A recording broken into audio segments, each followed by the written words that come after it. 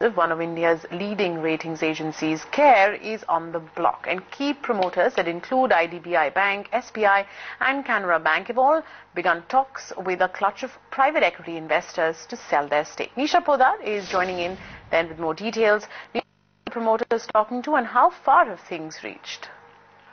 Tanya, sources with direct knowledge of the deal development do share with me that it's all the large private equity players that the shareholders are in talks with, you name it, and they're there. KKR, TPG Capital, Carlyle, just to name a few, have been and offered a large stake in the company CARE Ratings. Now, what I do gather from my sources is that all the PSU banks which are invested into CARE Ratings, which is IDBI Bank, Canara Bank, the largest of the lot, and SBI as well as Federal Bank, all together have 5% stake in the company, and they could be looking at selling a controlling stake in the company, or at least up to 25%, which will trigger an open offer. So any private equity firm which comes in with an interest of promoting the company CARE Ratings is welcome at this point. In fact, sources do suggest that most of the private would like to do that, have a control over the company, and that is something that we could be looking at. So in effect, CARE Ratings on the whole